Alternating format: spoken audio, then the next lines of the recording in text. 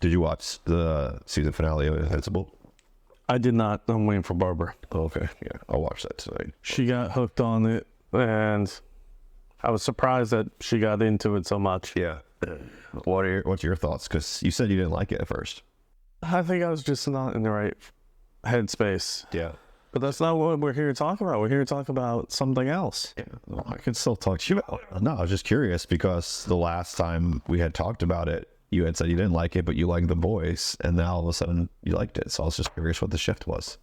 I think I wasn't ready for it. Yeah. That's all. Was in the right mood for that type of humor in that kind of place, in that story. And the medium, I'm not a big fan of cartoons.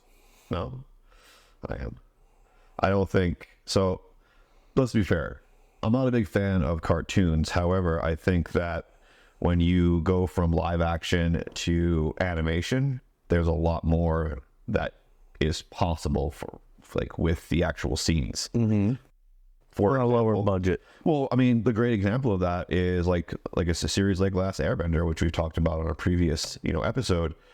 To be able to have the power to bend an element come to real life and look flawless to us as a live action compared to drawing that in an animation, there's two different things like altogether. Mm-hmm. Requires a lot higher level of technology to do it in live action.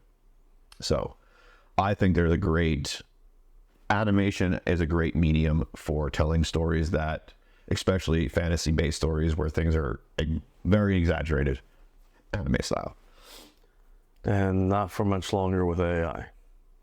Well, that was one of the things that I think I sent you the video because I knew you would appreciate it, because I was watching the Wild Times podcast, which is, about endangered animals and things like that. But they were talking about it because there was a completely CGI'd woolly mammoth, like that had been brought back to life. And then the very next cutscene that they showed was like a recreation of California's gold rush. And it was like a drone was flying over this like very old, just settled city. It was like really cool, which brings me full circle. Cuts production value on having to build movie sets down to like almost nothing. Because if you could do grand scope, almost drone shots all through AI, and then just cut to like inside the building having an actual conversation, like you just saved yourself so much budget. Or green screen. Yeah. I mean, even green screens are relatively flawless now when it comes to like that level they do in entertainment. Not what you might see on a YouTube channel, but like, what they're doing now in like a Jumanji style budget movie. But let's see. This summer, the rumors that we're going to be getting a taste of Sora. They don't want to release it to just anyone because there are some serious implications behind that. Can make like deep fakes like that. Yeah, exactly. And one person or a small team of people could literally topple a government. Yeah. You wouldn't know what to believe anymore. Yep. Yeah. We're already at that stage. I mean, we're very close to being right there ourselves. Yeah. But I mean, that would be like that final, drop on there. Nail in the coffin. Yeah. Because at that point, everything's misinformation. What is real? How can you you would have to have paper documents, a paper trail, like to prove it, other than a video evidence. Now video evidences will be obsolete. Pretty much. I have a lawyer who's a student of mine, and that was his take on it. That is absolutely disturbing in the most frightening sense of the law right now. Is if they would be able to create imagery like that and use that in court, then the whole system is screwed. Yeah. There are workarounds for it. There are embedded metadata in the videos, which is going to be something very important to stay ahead of, because there's always a toss-up between, all right, we got this new security, and then we've got all these people. How do we defeat this new security? Yeah. And then back and forth. But this summer, when ChatGPT 5 comes out, the rumor is that they're going to be allowing a play version, so you can only do short little things with Sora, since it's the same company. Yeah. And that should be really cool and exciting because, hey, If you can, say, make 30 to a minute clips, you can string them along to make a full animated series or create your book into an anime. That'd be kind of cool. I'm actually halfway through the second rewrite of the manuscript. Dude, holy crap. But I think it's worth it. It'll be worth it when I publish. But I want it to be like my original work with using, assistance. So I'm definitely putting a lot more time into it than if I just let like an AI program write the entire thing. Mm-hmm. It doesn't have a personal touch, doesn't have story connections. It doesn't have as much emotional connection if you just let AI do it by itself right now. So adding those things and, character arcs and Easter eggs and all the cool things that I love. So just for clarity, because I'm sure the people watching may not, work in the same building as you. When you say ChatGPT owns this video software, what is the name of it again? Sora. So that is like ChatGPT's video AI. It's owned by OpenAI. Okay, so all of it is owned by OpenAI. Yes. And so ChatGPT is more like a text tool, right? Mm-hmm. And then this one will be a video tool. Text to video. So like mid-journey prompt. Yep. And then video comes out. Exactly. Got it. Okay. Just want to make sure because, us not so educated AI people need to know the difference. But yeah, that's cool. NVIDIA just released a new course too. NVIDIA released a course so that anyone can learn how to get the most out of AI from a non-coding level. Yeah. And use it to create fantastical projects combining different AI tools together and communicate for free. We're getting somewhere. I can't wait until, and I apologize for my symbols. My allergies are actually getting better, believe it or not. We're at this place now where all of these different types of AIs are popping up. This one does video, this one does image, this one does text, this one will do tasks for you.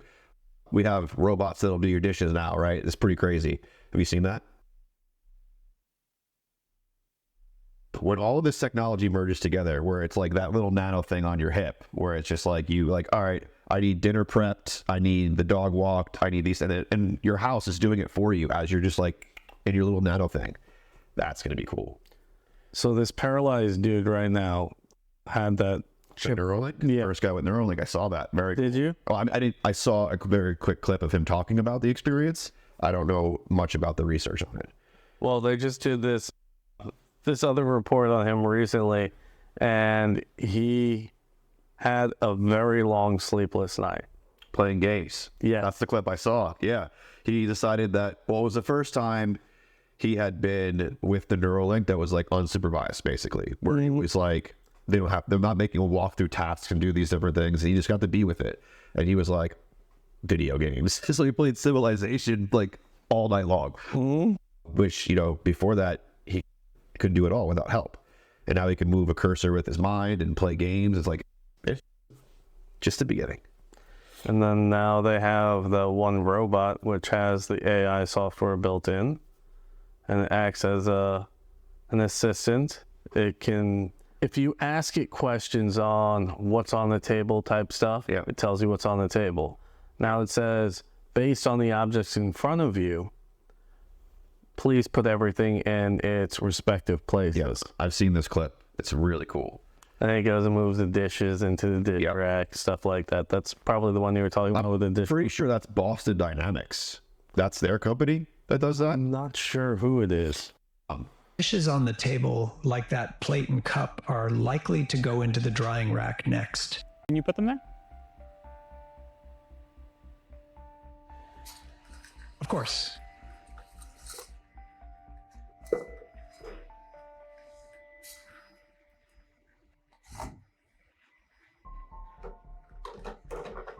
Because they're the ones that have been like, they had the Robo Dog and then the other like Robo Torso that would do the flips. Yeah.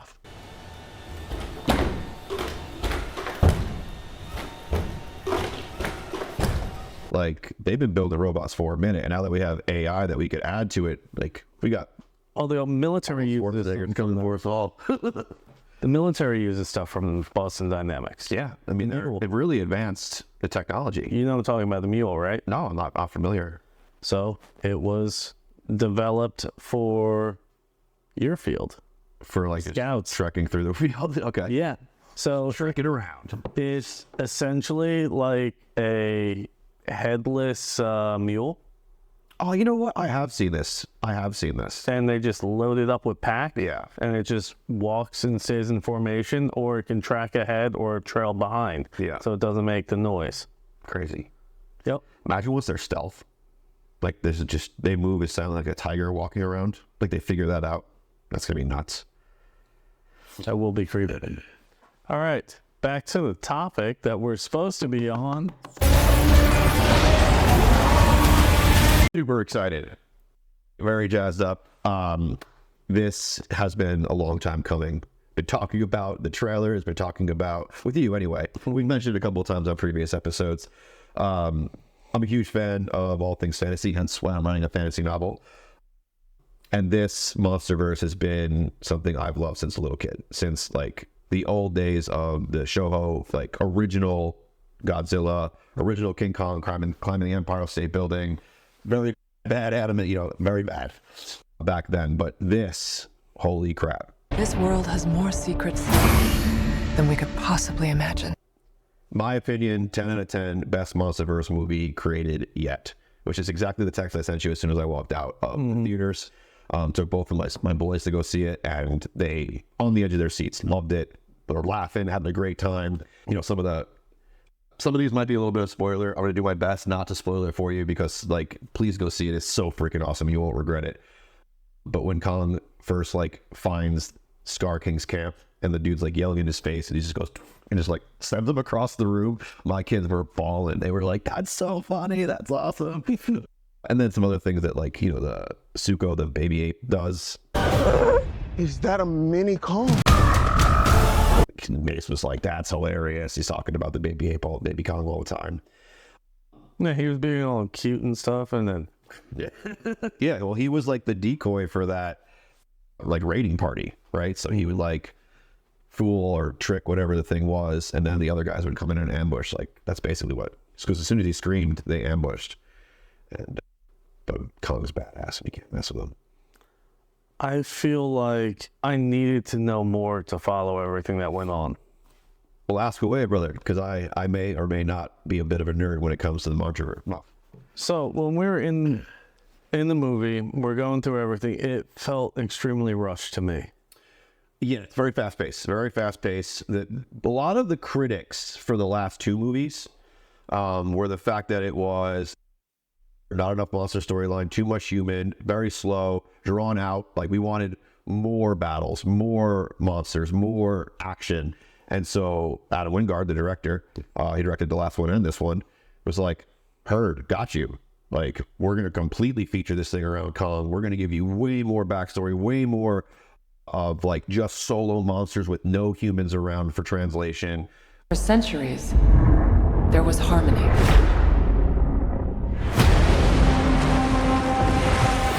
The Titans were the guardians of nature, and the great apes became the protectors of humanity.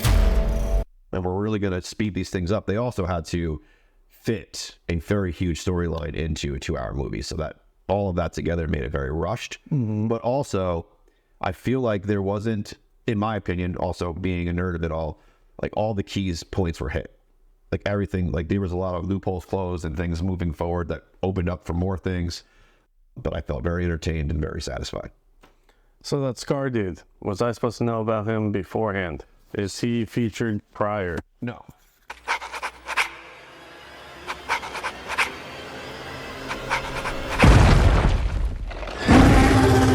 No, brand new character, and they give you a brief backstory of so the original idea of Godzilla versus Kong is that this is an ancient rivalry that's been going on forever. But what we found out in the newest one, the New Empire, is that it actually wasn't Kong's species. Because Kong's species, if you look at their makeup, they're very gorilla, right? Mm-hmm. But when you look at the tribe that follows Scar King, they're very chimpanzee, and that's on design. They meant to do that. Like one's designed to look more like a chimp, even though he has orangutan colors. He's supposed to resemble a chimp. Kong's supposed to resemble the gorillas. And so what we found out in this newest one is that it wasn't Godzilla that originally fought Kong and created the rivalry. It was Scar King. And so Scar King is like really old and was one of the first titans of his species that, you know, decided that they needed to rule and decided to like dominate all. And then Godzilla basically traps them, forces them down and traps them into like this sublayer of Hollow Earth, which there's so much of Hollow Earth we haven't explored yet. That's like they can introduce so much. So Kong was just pretty much assumed to be part of the same thing, and that's where the rivalry is coming from. Is that what you're saying? Yeah. So they didn't have any knowledge of this other clan, right, at the time, because that's all of that information they found in the temple under, like in Hollow Earth. It wasn't on Earth. On Earth, the Iwi only knew Kong, but Kong and his family were basically refugees from Hollow Earth, and they were like the last of their species on the surface. And so when they get wiped out, they assume Kong is the last of his species, but he's just the last of his species on the surface. The rest of his species is enslaved under the earth by Scar King and his people. Okay. Now, what about that icy monster that was pretty cool? That's brand new to canon. Legendary created that for this movie. Okay. So there was no backstory of how he ended up with that little spiky thing on the whip, or control, and what's that all about? Yeah, so the quartz crystal that he has, so the way they described it in kind of the lore and the backstory for it in the comics and stuff, or not the comics, I think this was, I don't remember exactly where I heard this actually, but the way it was described that I had heard it is that Shimu's body, because he evolved and grown in Hollow Earth where all these quartz crystals are, and he can control ice, it's a highly perceived possibility that Shimu's body is also made up of these quartz crystals, right? And you see him sticking out of him and stuff, or her, sorry. And so what Scar King has is the ability to like channel energy with that quartz crystal and either vibrate or disrupt or do something to the quartz that's in her body that causes her tremendous pain. I was gonna say, because she heavily flinched every single time. So what he's doing is basically an energy weapon that he's using, and every time it's like a shock collar. So every time he points it at her, it shocks her, and then he basically points it at what he wants her to destroy, and then she goes and does it.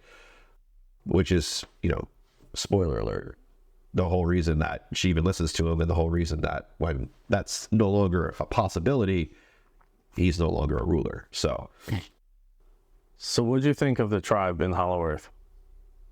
Of the human tribe? I think they paid really good homage to the original Kong Skull Island, where the character talks about how they barely talk. Like, it seems like they're a very primitive tribe to our eyes, but they're actually way more advanced than we ever give them credit for.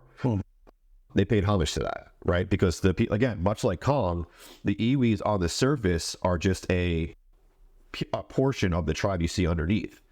And the people underneath obviously didn't die out and kept evolving.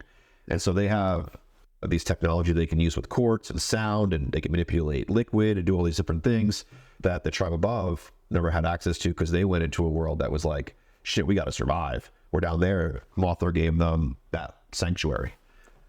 So since I never saw Mothra before, because I didn't watch all the old stuff, I thought Mothra was a villain. Oh no, she's like the embodiment of good, hope. She's like love. She's the queen of the monsters. The whole vibe I got was like Gaia, Mother Earth personified into the moth. Yeah. That's a very good take on what. So in the ancient one, so not the ancient one, but the older versions, Mothra is basically like a phoenix character, where it's constantly reincarnated through laying its eggs. But it's not that it's a new one. It's always like the information passes on. So it's always the same Mothra, just reincarnated. Genetic memory or clone type thing. Yeah, 100%. Clone through birth. And then, so Mothra will never die. She'll always be around. And it's my theory, and I haven't got anything to back this up, but that instead of her just laying the one egg that becomes her, I have a theory that she's laid multiple eggs, and then one of them just happens to be like the one that gets activated, right? Almost like the last Airbender, where only one is getting the power, and so when one is needed in the area, it just comes to life, is what you're saying? I don't know if I necessarily get the connection. So last Airbender, you're talking about how there can only be the one that has all the powers or whatever. There's only one avatar alive at a time, yeah. Exactly. Yes. That's the point I'm making with the multiple egg theory that you have. So Okay, yeah, multiple eggs, only one can come to life at a time. Yeah, so there will only ever be one, and they do share genetic memory, which is what avatars do as well, right? They have the memories of the past avatars, and they can tap into it and talk to them and do all those things. So yeah, I get that level of connection, but I don't know if there's enough of like a similarity there. Well, the rest of the eggs could be like an insurance policy. Well, it definitely is. So that when it's needed, there's always a place Yeah. for it to go ahead and come out when it's needed. I think that's 100% how it works. Okay. There's like hidden away, and then because they did discover a Mothra egg, but that's not the Mothra egg that hatches in the movie, right? Which makes me think that there's a lot of them all around, and then it's just the one that gets activated, because it isn't until like Gian touches it that it activates. So that's just my theory on Mothra. But Mothra has always been like the yin to Godzilla's yang.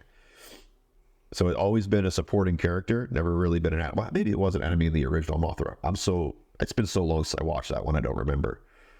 But everything that I've remembered, Mothra's always came in to aid Godzilla and has been a guardian of the world kind of character. Where Godzilla hasn't always been a guardian of the world. He originally was supposed to represent nuclear destruction and like just the fallout of all of that. So he was supposed to be a destroyer. So how did he become a protector? Legendary took it over.